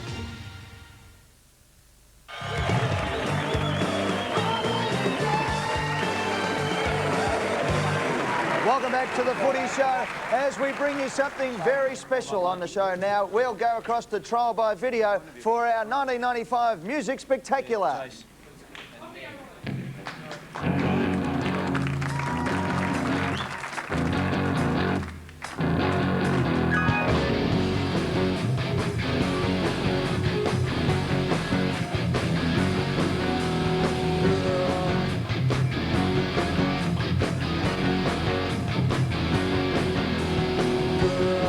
You really got me going. You got me so I don't know what I'm doing. Girl, you really got me now. You've got me so I can sleep at night. Girl, you really got me going. You got me so I don't know what I'm doing. Yeah. Oh yeah, you really got me now. You got me so I can sleep at night. You really got me. You really got me. You really got me.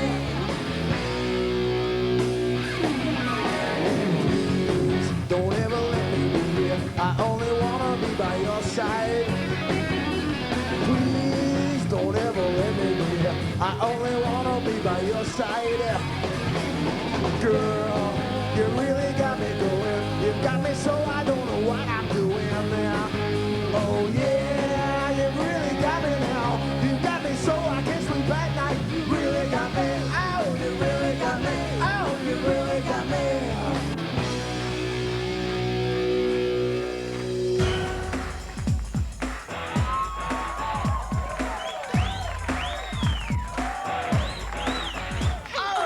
On the rack, who's a hawk? If you want the news, just hear me talk. I'm not that tall, I may be small.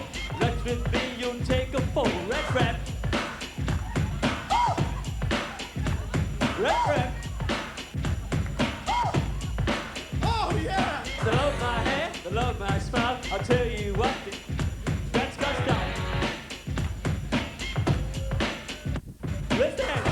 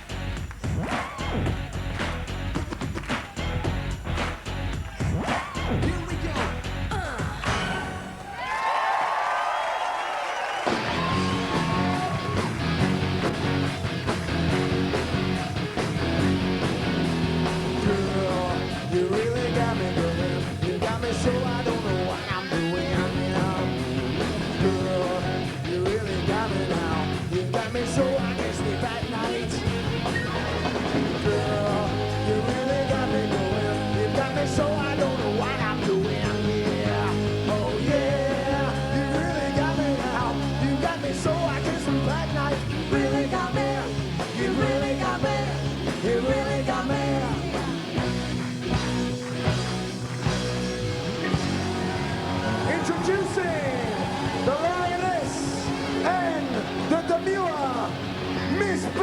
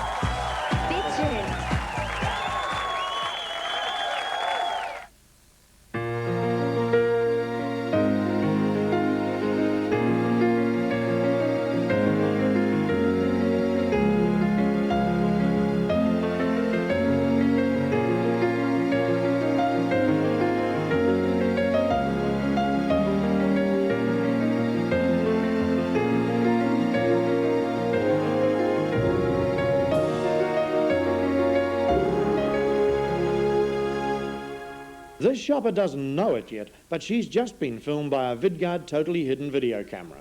Don't shoplift where you see the sign. The cameras are impossible to see. It's not worth the risk. Welcome to FJ Wrought Iron Shepparton. Classic furniture created and handmade by local craftsmen. Rustic wrought iron furniture that will never date and will suit every room of your home. The look of elegance with the strength of real forged steel. Reflections of the past yet in today's fashion. Classic lines, twisted details, custom made specially for you. Visit their display. You'll be surprised with the range and the incredible prices. FJ Wrought Iron, Drummond Road, Shepparton. It's a great time, summer. Friends around for a barbie. Bit of a swim in the pool. Perfect. It's hard to imagine anything that could spoil this scene.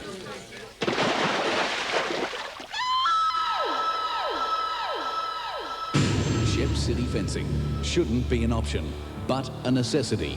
Pacific Pool Fencing, manufactured and available from Shep City Fencing. 058 210 900.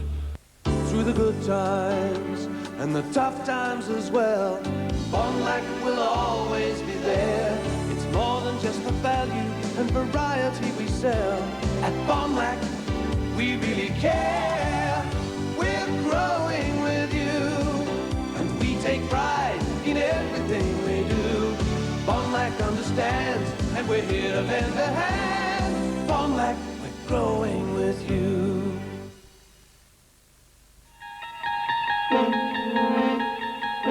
You've had a birthday, have you? Yes. Go away, will you cheeky devils? Beautifully said, madam. Beautiful. Would you be a good girl with me if I came round and asked you out? Well, I don't know. When I get the devil in me, I'll do anything. I'm a good friend of Dougie Organ. I come from Footscray. And Dougie Organ's teacher was a dickhead, but he could be right. Would Dougie Organ be right or what? And I'm a dickhead? Yeah, He said that, did he? Yeah, Dougie Organ More said importantly, what are you saying? What are you looking at? What are you saying? Well, I reckon Dougie Organs might have been right. Sorry about your leg. Yeah. And I'm from Queensland. The only football I'm interested in is rugby league, but hope your leg gets Maybe. Next year we'll see. Have a pair of shorts in the bank and put them on for us. We have a look at the old pins. Oh, I haven't got bad legs. Yes, a look at it. Yes, a look. I'll get Up my to your knee. dress. Very nice. Why don't you mind your own business? What better way to end streets than what I think most people in the whole country would have liked to have said to see him at some stage. Mate, an exemplary year with Street Talk again. Yes, another very big year of sorting out the cretins from the riffraff, and I think the cretins won, hands down. Just incidentally, this is the AFL sensation. Russell Morris sent this in from Javelin. You all get one of these free if you buy a football record. Jason's wearing the Carlton one, of course I'm wearing the Geelong one, and a big day down at the Crown Casino Golf Day today. You couldn't play, of course, because of your bad ankle? Yes, and because I was preparing for the show, Eddie. Oh, yes. And Doug Wade took off the trophy down there at, I think it was played at Keysborough. And Jamie Bartell's handing over the cup. I'm surprised there's Doug there now. Kick as straight as you hit today, they should be a pretty good chance on the weekend. Except for... Doug, was he a good player? Used to have a business with Doug Wade, of course. Doug, I was in business for 10 years with Doug, and Doug was a champion footballer and just the best kick of a football you've ever seen. Now, Ben Graham might rival him at this particular stage, but Doug was the best ever and a very good golfer. I think he had 43 points off a handicap of 14, which, as you'd know, Ned, is playing 7 under your handicap. Very good. Very, very good. All right, well, I think we should go around to the panel now. And first of all, let's thank our two Priscillas tonight. And in case you didn't quite recognise them, Gary Lyon and Dermot Brereton.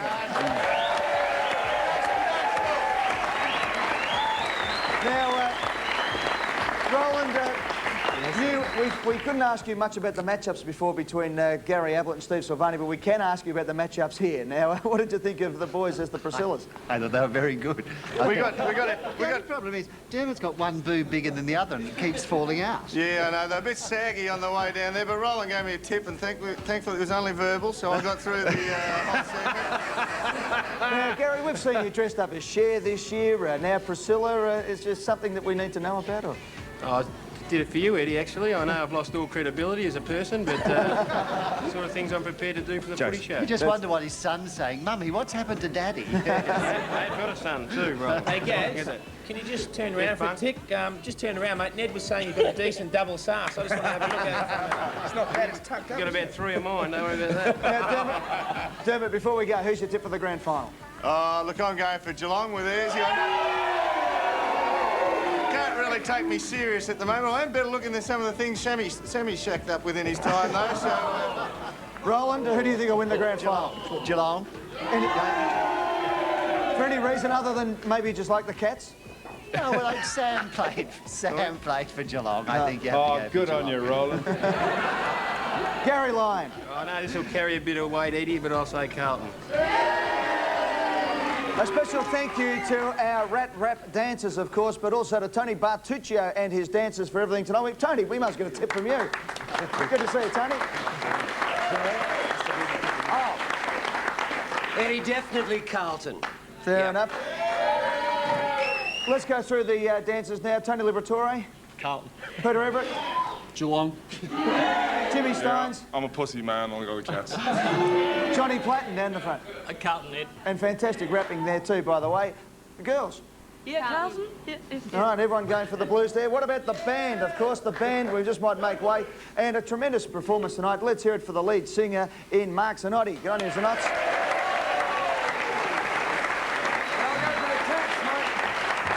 The Cats. We've got Jimmy Manson from Fitzroy, who played in a Collingwood Premiership side. Jim? Blue Boys. The Blue Boys. You've got your brother Grant there as well, Grant? Definitely Carlton, Ed. All right. Paul Bullis played for the Tigers last week. Carlton. Bully. Jackie Freund there, who was on vocals. Jackie, who do you like? Cats. Tony Woods. Carlton, Eddie. That's the way, Woods. And Brendan Gale. Blues, Ed. All right. Let's go to our panel now. The boys over on the bench. What about the Hawk over there, Dougie? And a great year. Let's hear it for the Hawk and a fantastic season.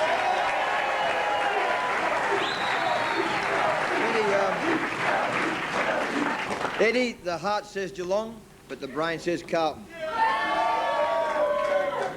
Next to Dougie, we've got Jimmy Hurd, who's still looking for a finals ticket. James, who do you think, if you do get a finals ticket, you'll see holding aloft this Premiership Cup? I think Carlton will win, and good luck to Glenn Manton. I hope he plays well. Wayne Schwass. Eddie, I'll go with the Cats, and purely simply for the... only for the fact of the 4 ex-North Melbourne players. Good luck, boys. All right. Craig Kelly. Yeah, I'll stay with the Cats, Eddie. I just think the last 2 weeks have been a bit easier on them than Carlton's. Jason Dunstall. I'm going to go for Carlton. I think they'll win. Although I would, if I could just qualify that, I'd like to see Geelong win for Ayres's sake. But yeah, definitely the Blues. By the way, the WEG poster, as usual, will be sold after the grand final with the proceeds going to the Royal Children's Hospital.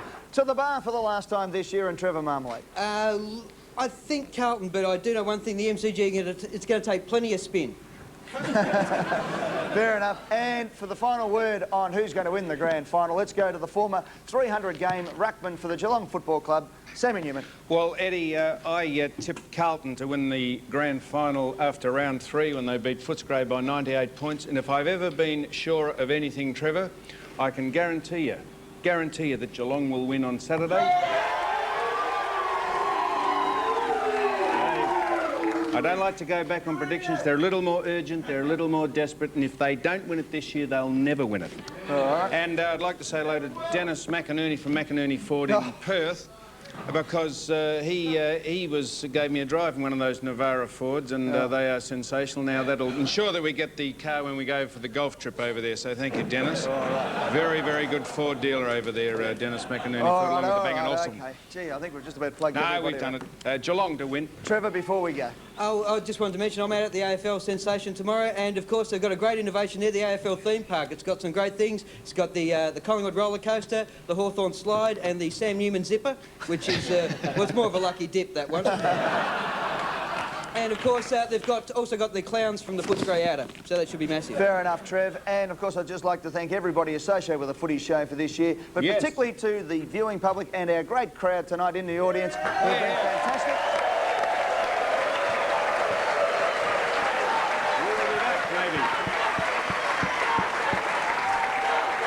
Well done to our producer, Harvey Silver, to our line producer, Jane Caswell, to our Footy Show members and Andrew Shostak, Jane Fraser and Joe Neal. This has been the Footy Show. This is the 1995 Premiership Cup. Good luck to Stephen Kernahan and to Gary Ablett and Ken Hinkley for that matter. And by the way, if you reckon it's hard to get a ticket to the grand final this week, I can tell you right now, the Footy Show for 1996 is already sold out. So don't worry about anything else. This has been the Footy Show. Good luck to the Cats. Good luck to the Blues. We'll see you next year. Good night.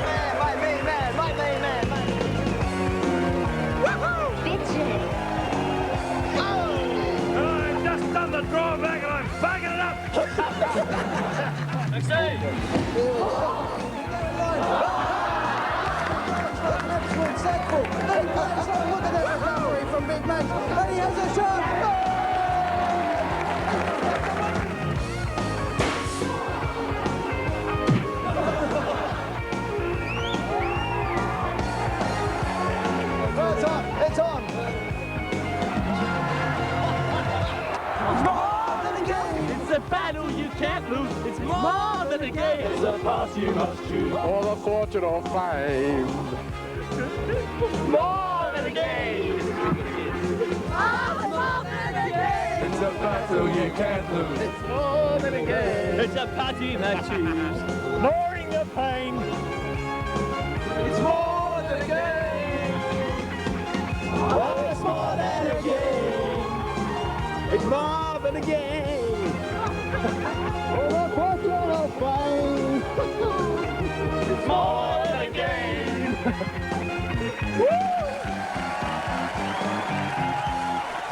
message will self-destruct.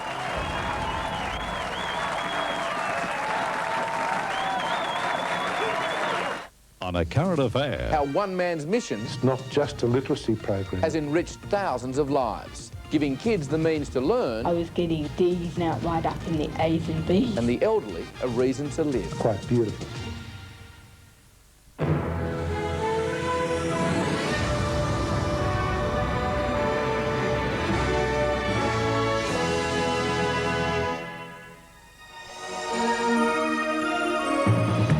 PM dangles the election carrot, but Labor polling looks grim.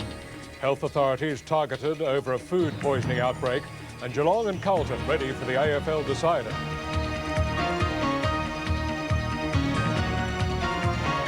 From National 9 News, this is Nightline with Jim Whaley. Good evening. Prime Minister Keating enjoys teasing the opposition about elections, and he was at it again tonight, refusing to rule out a poll before the end of the year. His own party's surveys may point to an early election being political suicide, but the PM seems to think he has the coalition's measure on several key issues. From Canberra, Laurie Wilson has our report. No election before Christmas. That's been the message from Paul Keating, who's consistently said he planned to go to the polls next year. It's always been my intention to stretch the parliament out to give the public the value they like from them. It still is from it is, indeed. But tonight, a sudden change of tune. The Prime Minister reviving the prospect of a snap poll, refusing to rule out an election before Christmas. No, because Prime Ministers with any sense don't rule anything out. Labor's private polling suggests the government could lose up to 20 seats if an election were held now. But Mr Keating believes the tide has begun to turn, that the coalition will lose ground because of its industrial policy, and that at this stage the polls don't really matter. So I think the public are smart enough now. They know they can always give the government a needle through the polls, just the same as a by-election. But it's a wholly different matter in the old ballot box on election day. Government MPs leave Canberra for a 2-week break, somewhat happier than when they arrived, heartened by the Prime Minister's performance. In Parliament, Mr Keating again attacked the opposition leader over the threat to block the sale of Sydney Airport, and Transport Minister Laurie Brereton warned that if the sale didn't go ahead, there'd be no funds to build Sydney's second airport at Badgerys Creek in time for the Olympics. What he's doing, in turn, is ensuring that Sydney only has one airport in the year 2000. In other political developments, the Senate committee has found there is a legal question mark over the government's decision to pay Carmen Lawrence's costs in challenging the Penny Eastern Royal Commission. Laurie Wilson reporting for Nightline. A Qantas jumbo is winging its way to Fiji tonight after a mid-air emergency had earlier forced its return to Sydney. Less than half an hour into the original flight, a warning light indicated there was a fire in number 2 engine. A check after landing found no engine damage and the faulty warning light was repaired. The 306 passengers remained on board during the inspection. The New South Wales government has announced a major shake-up of industrial relations laws. The legislation includes clauses giving union members applying for jobs preferential treatment over other workers if their qualifications are equal. Employers fear the move could see a return to the days of no ticket, no start. The opposition says it's a payback to the unions. There are fears that a strike by Melbourne garbage workers may escalate after city officials called in private contractors. The street cleaners are on strike over a contract issue. With the dispute in its 10th day, rubbish is piling up in the streets. Premier Jeff Kennett says he will even lead a volunteer clean-up to get the city tidy for the grand final weekend. The ABC is shutting down its pay TV news operation after failing to find a carrier for the service.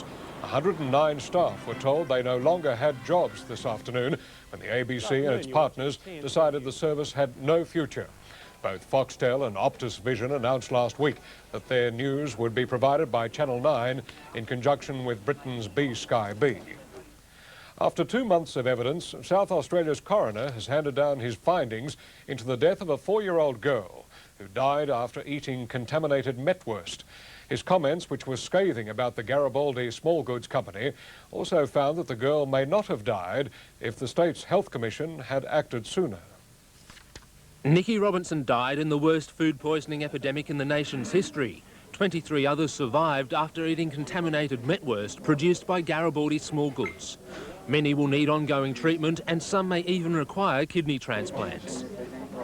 Too upset to speak today, Nicky's parents left it to their lawyer to welcome a scathing report by State Coroner Wayne Chevelle. The investigation found the company's directors had ignored safety procedures. The coroner said even now, he's not convinced the directors of the company have a clear idea of what a quality assurance program means. That will be more a matter for their conscience and something they can carry with them for the rest of their lives. The coroner laid much of the blame at the feet of the Health Commission, saying it took far too long to find out what it needed to know about the outbreak and should have been far more active in recalling Garibaldi products. That had they acted properly, there is good evidence to suggest many of these children would not have eaten the metwurst, and that includes Nicky Robinson. The state's opposition has called for South Australia's Health Minister Michael Armitage to resign in the wake of the coroner's findings. But the minister has told Parliament changes had already been introduced to avoid another epidemic. This places South Australia at the forefront of public health notifications. The Garibaldi company has since folded, but the Robinsons and 19 other families are planning to launch a class action to seek compensation, expected to run into millions of dollars. Raymond Dale for Nightline. A lot of medical research has uncovered the things mothers shouldn't do for the sake of their babies. Now it's fathers who are being warned.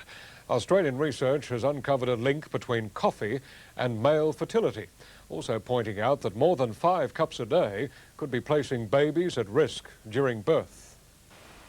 Biologist Dr. Irina Pollard has spent 18 months studying the effects of caffeine on reproduction. Her research showing males who drink a lot of coffee are more likely to father underweight children.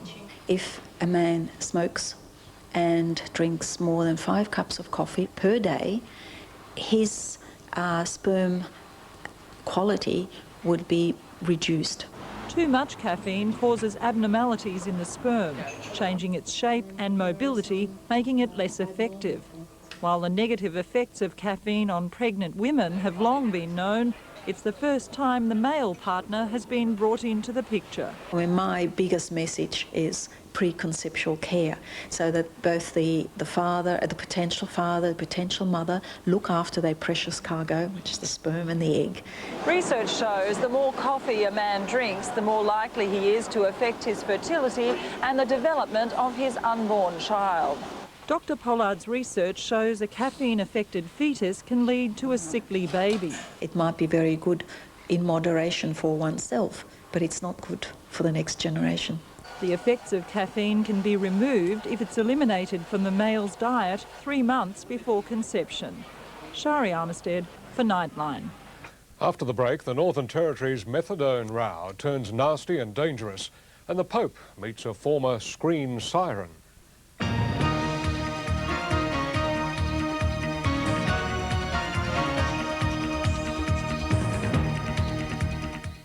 Is Sybil Shepherd up to her brand new series of Sybil? You're on. Can she still swing it? You're on. And what about romance? You're on. 7:30 Monday. I'm in bed with Tony Bennett. All new Sybil, followed by Looking Good on Win.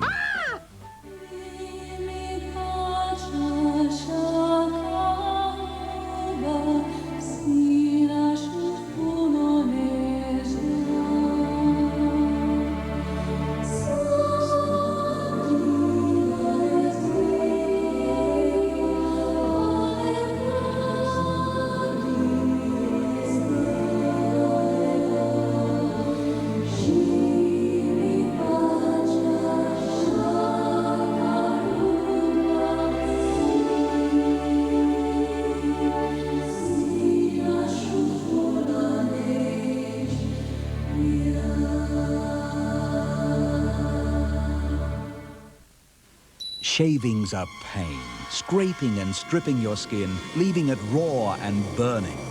But now there's Old Spice Sensitive to put out the fire. A brilliant new shaving foam helps your razor glide over your skin without scraping, and afterwards a unique hydrogel will soothe your skin, making it look and feel great. Now you don't have to burn every morning, because Old Spice Sensitive can take the heat out of shaving. Feltex Axminster carpet is traditional, hard-wearing, functional, elegant. Now at Carpet Choice, you can get Axminster from only $169 per metre with 6 months interest-free. For the best value ever on Axminster, ring 132008 for your nearest Carpet Choice store. There's been a furious debate in the Northern Territory over the government's methadone ban, but now it's taken a very nasty turn. Dr. Philip Nitschke, who set up video conferencing in a bid to help addicts, has been warned to drop his campaign or else. When Dr. Philip Nitschke rang his message service late yesterday, he was greeted with a tirade of obscenities and this warning. It was a threatening phone call telling me to drop this issue at my peril. The doctor at the centre of the fight for a local methadone program has no doubt from which quarter the threat came from. The only people really who stand to lose with the establishment of a methadone program are those people involved with the illegal narcotic trade, the heroin trade in general. Dr. Nitschke's also accused government policy of playing into the hands of the black market drugs trade by banning methadone. With government legal action pending against Dr. Nitschke and an interstate colleague who prescribed methadone in an historic telephone link-up yesterday, national condemnation of the government is building. It's so draconian, so silly, that even Bjelke Petersen, when he was Premier of Queensland, didn't come up with this sort of stupidity. The council says it will pressure Federal Health Minister Carmen Lawrence to intervene. Meanwhile, 6 Darwin addicts prescribed methadone remain untreated because local pharmacies refuse to fill scripts. Despite repeated attempts to contact Acting Health Minister Mick Palmer, there's been no response from the Minister's office.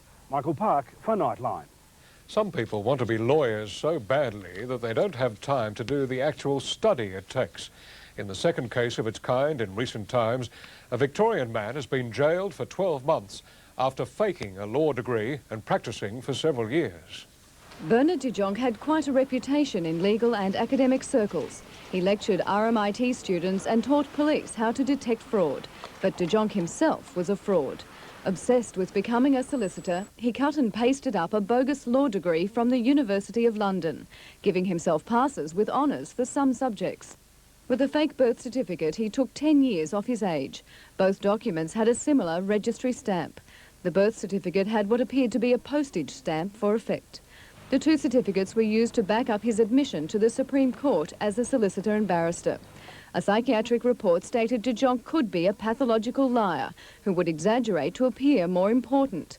Despite his fake degree, de Jonck did go to Monash University and earned a master's degree in law. He was uncovered by the Law Institute and one of his former students, now with the major fraud group.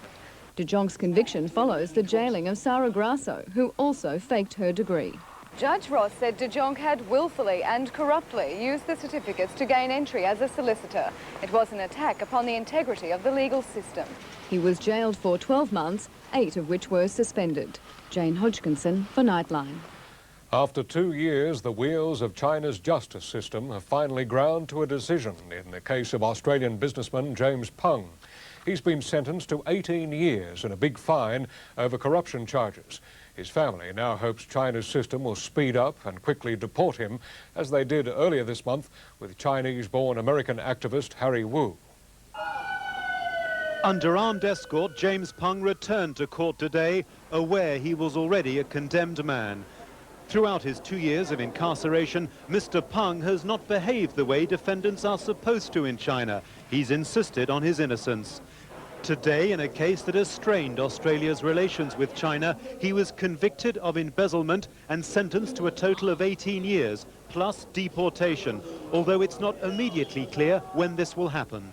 I have no idea when he'll be deported. The verdict sparked an immediate protest by Canberra and pleas for clemency.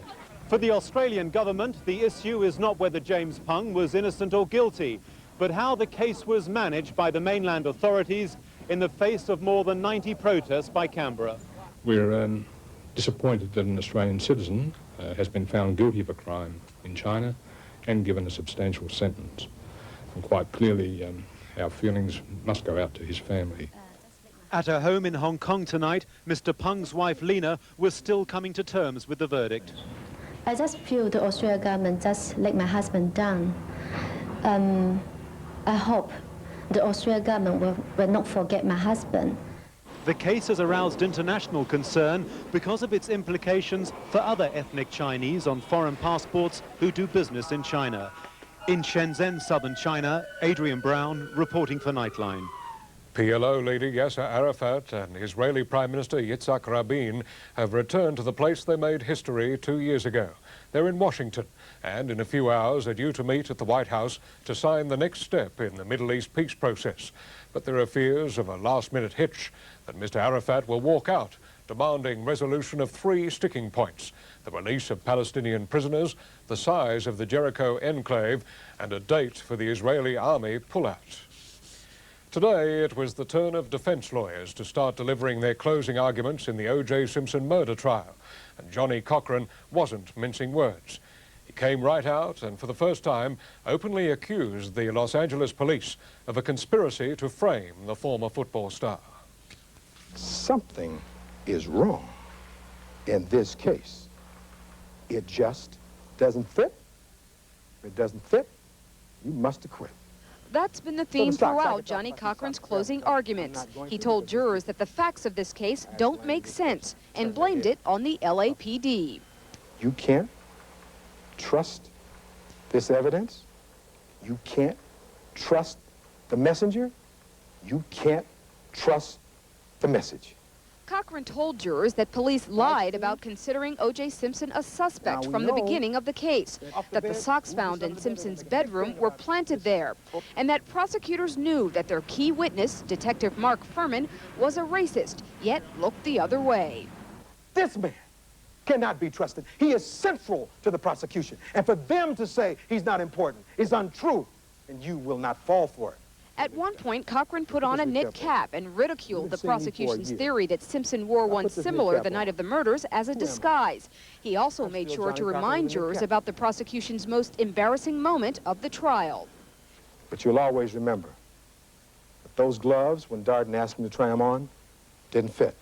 Earlier in the day, Christopher Darden appealed to jurors' emotions when wrapping up the prosecution's arguments. He showed photographs of the victims and retold the story of Simpson's history of domestic violence with Nicole. You know, Ron, he was just at the wrong place at the wrong time.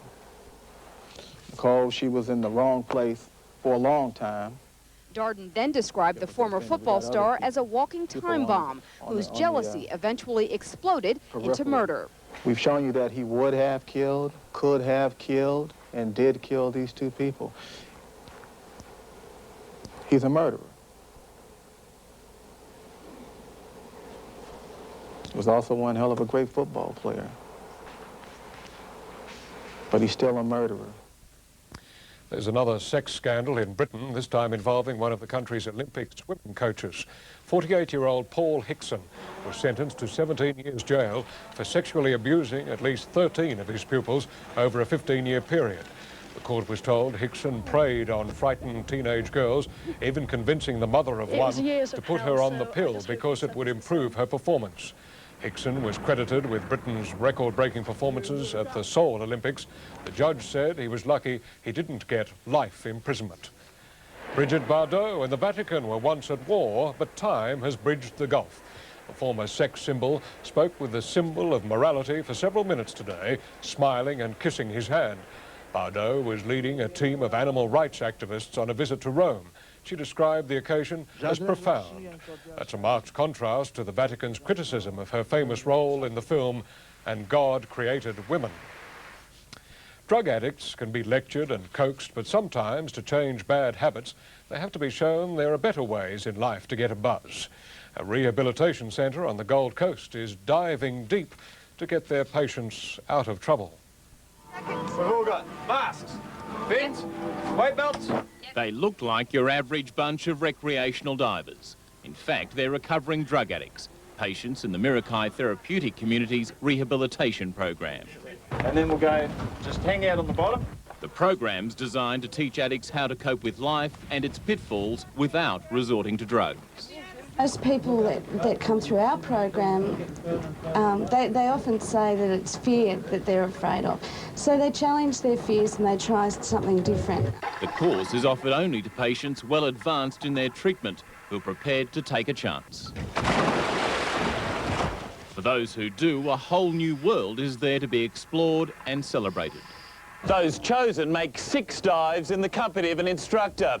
When they're finished, they've become fully qualified divers, and hopefully a lot else besides. Yes! The winner! It gives you so much more self-esteem. It's something I've never thought I'd be able to do, and my parents never thought I'd be able to do it. Much more confident and better self-esteem. It's great, yeah. Just better about myself, really. They're not the only ones who can see the difference. They get a little bit more sense of there's something else after what they're going through. They can find some fun in life afterwards. Paul Murphy for Nightline. In a moment, pornography for females. But is it a win for the women's movement?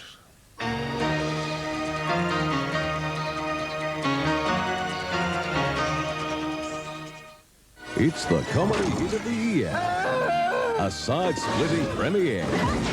From the creator of Home Alone, Walter Matthau, is Mr. Wilson. Dennis the Menace. Premieres Sunday, 8:30 on Win Television. Mine a 10 out of 10. Mine a 10. That house lot will be delivered tomorrow. You put it where it'll get plenty of light. Out of 10. You'll need about 10 litres for a job that size. Out of 10. Hello, Bill. What project are you working? Panelling. I'd use an adhesive. Thank you. Well, that was good value. Mine a 10 out of 10 every time.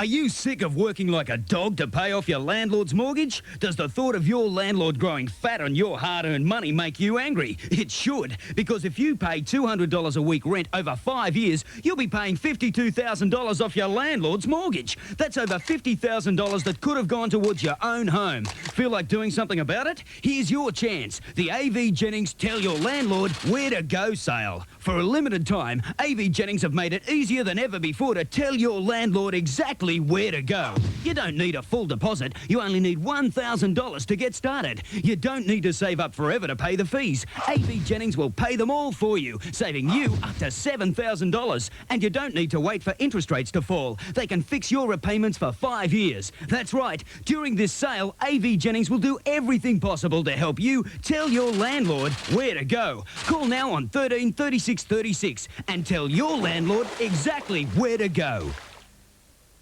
The pornography business has a seedy reputation and has long been the domain of men. There have been terrible stories of exploitation of women, particularly underage girls. Now, though, more women are getting involved in producing pornography and are targeting female viewers. Women's rights activists, however, are wondering whether the new deal is a victory or a defeat. Oh, does he look incredible? Wherever it to go. He just needs this guy. Jane Hamilton is on the set of her new adult entertainment feature. She began as a porn actress under the name Veronica Hart. Now she is a producer. Across the country, one-time actress Candida Royale runs Femme Distributions. The all-female staff prides itself on pornography made by women for women. I thought it was time for something different, something with more quality, more artistry, and a woman's voice to it, and something men and women could watch together. There is a growing female audience for adult fare. Women make up 15% of adult video consumers. But the women who make these films and the women who watch are drawing praise and rage from others in the name of feminism. Canadian Wendy McElroy authors XXX, A Woman's Right to Pornography. I think that pornography is a political and personal good for women. I think it benefits women. It's part of the free flow of information that all of us desperately need in this society. Feminism is about, yes, freedom to own one's body and freedom for your future. Being abused and subjugated does not fall into that category. What it does get you, those theories, is a book tour. My view as a feminist is that that view is itself very insulting and patronizing to women. In essence, to say to them that you, like a child, are inherently incapable of meaningful voluntary consent. Indeed, Hamilton says she enjoys her career in the business and says women in front of the camera are not only treated better but paid more than their male counterparts. I don't say women should be in the business. It can be a brutal business. It can be a horrible business. It can be a terrible business. If you're another type of person, this could make your life. It can make you a star. It can give you a name. It can feed your family. It can put you through college. Until I hear a 7-year-old say, Mommy, when I grow up, I want to be a porn star, I don't think it's a viable option for women, and I think it should end. Who's to tell you you can't? Who's anybody to tell you you can't? And who's to judge you and say, you're a bad person for doing this? I don't buy that. The feminist movement now is the one that's saying that graphic sex should be censored, whereas basically women have fought for centuries to stop feeling ashamed of their sexual desires. And as the pornography business expands in home video, computers, and cable, Big Brother and Big Sister will be watching. And still to come, the latest finance and weather. And in sport, Carlton and Geelong rev up for Saturday's decider. And Larry Perkins revs up a record at Mount Panorama.